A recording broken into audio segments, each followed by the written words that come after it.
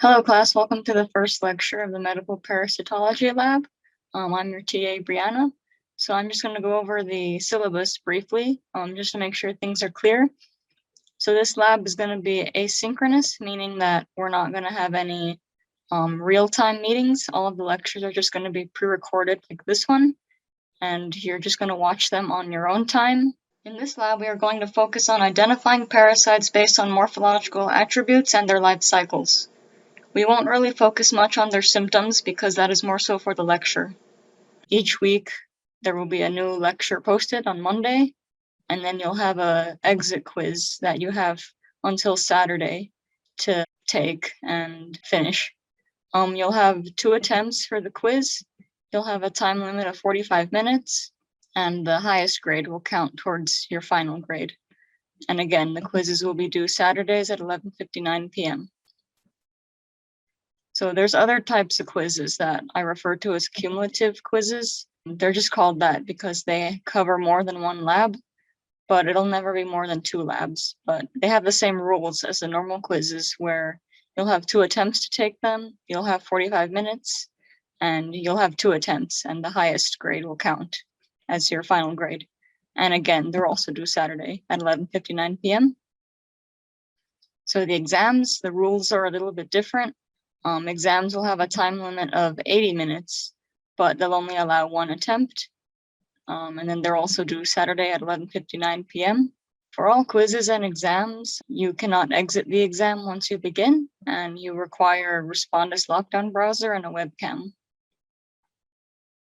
Here is just showing the grading policy for the lab. So the lab counts as 15% of your grade for the lecture.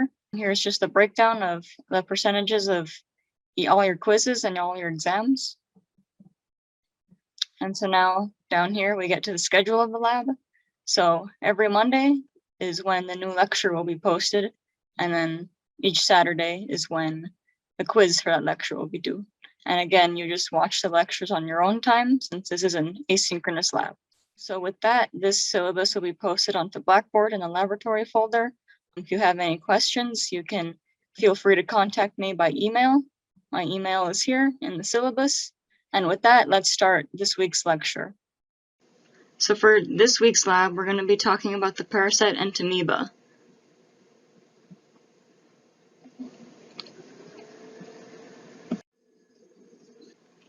So we're going to start with Entamoeba histolytica. It is a causative agent of amoebiasis. There's around 50 million people who have the invasive form of this disease, and it causes about 100,000 deaths annually around the world. We'll talk about the difference between the invasive form and the non-invasive form soon. So most of the infections caused by this parasite are asymptomatic, but the symptoms that can occur include dysentery, bloody diarrhea, weight loss, abdominal pain, and bowel lesions. So what sets apart the invasive form of the disease from the non-invasive form is that this parasite can eventually lyse the epithelial cells, or the cells of the intestinal walls, and they can actually escape into the bloodstream. And once they escape into the bloodstream, they can then enter different organs such as the liver, and they can cause significant abscesses forming in those organs, which can just eventually cause death if untreated. So here's the life cycle of Entamoeba histolytica. So first, the infection starts when you ingest contaminated food or water that contains the cysts. Once the cysts enter the gastric tract or the intestine, so the cysts pass through the stomach, and once they enter the intestines, they then undergo excistation, which means that they then become the trophozoite form of the parasite. So then what happens is the trophozoites then migrate into the large intestine. They then multiply by binary fission, which is just a form of asexual reproduction. So when in the large intestine, they can go through either the non-invasive form of the infection, or they can go through the invasive form of the infection. The invasive form is also known as the extraintestinal infection. So what happens in the invasive form is that the trophozoites will eventually invade the intestinal mucosa or just go deeper into the intestinal wall. Eventually they can actually burrow out and escape into the bloodstream. They can then reach sites such as the liver, the brain, and the lungs. And then in the non-invasive form, what they do is they'll just stay within the intestines. They'll just undergo encystation when conditions change, such as like maybe if they run out of nutrients. They then form a cyst that has 4 nuclei, and then the cysts just are passed through the stool of the host. And then once the cysts are outside of the body and in the environment, they can survive for many weeks. Yeah, they can survive for many weeks outside the body. So then the cycle will just continue itself again once the cysts are ingested by another person. So starting with the trophozoite form of Entamoeba histolytica, it has some key distinguishing features about it. So first, here we see the nucleus. It's also visible here in this other image. The nucleus is surrounded by peripheral chromatin. So peripheral chromatin is where RNA synthesis and also RNA accumulation has been observed, but other than that, its exact function isn't really known. It's just a key distinguishing feature of the nucleus of Entamoeba histolytica. The nucleus also has a central karyosome. So the karyosome is just a dense mass of chromatin. It's just visible whenever the cell is not undergoing division. They have a granular cytoplasm, meaning that it just looks rough and textured. They have pseudopods, which they use to move around. They just extend them to either pull themselves forward. They can also engulf things within the pseudopods and swallow them that way. They can ingest red blood cells, which here in this picture you can see the large red blood cell. Normally when they're in the non-invasive infection, they tend to just eat bacteria. And it's when they escape the intestine is when they tend to eat red blood cells.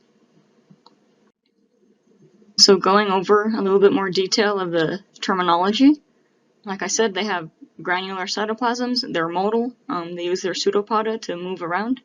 They usually measure about 15 to 20 micrometers. They can get larger in special circumstances. The trophozoites do contain vacuoles in which ingested materials are stored, so that's where they would store, say, the bacteria that they eat or the red blood cells that they eat. And again, just the karyosome is something that you see in the center of the nucleus containing chromatin.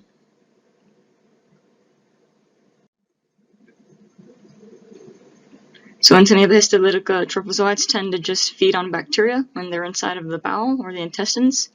But yeah, during the invasive form of the infection is when you'll see them eating red blood cells, and also when they tend to start trying to burrow out of the intestine, when you start to see intestinal ulcers is also when they start to eat red blood cells. So here we have a parasite that doesn't have any red blood cells, and this one here has just a lot of red blood cells. So the red blood cells are a very important diagnostic tool because you can determine what stage of the infection are they in, if they have red blood cells or not, and also the red blood cells can differentiate different species of Entamoeba. So here are just some images of some of the pathology or some of the damage that Entamoeba can cause to the body. So in this first image A, we just see intestinal ulcers caused by the parasites. Here the arrows show the little ulcers. B shows a large intestine section that is actually starting to undergo necrosis from very severe ulcers. Here in the arrows you can see the ulcers. Here in C we have an example of the invasive form of the infection. These are showing ulcers that formed within the liver. So image D is showing tissue from the intestine. In the arrows you can actually see the parasites themselves surrounding the intestinal mucosa. And then image E is showing parasites within the liver.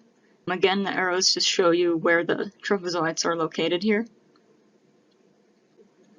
Alright, so here's a video just showing how they move with their pseudopods.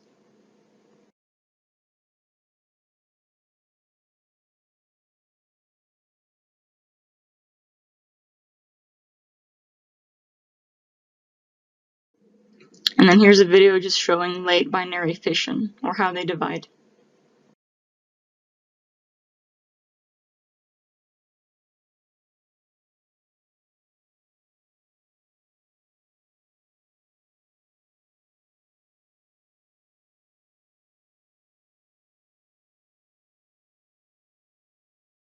So moving on to the cyst form of Entamoeba histolytica, it has 4 nuclei when it's mature.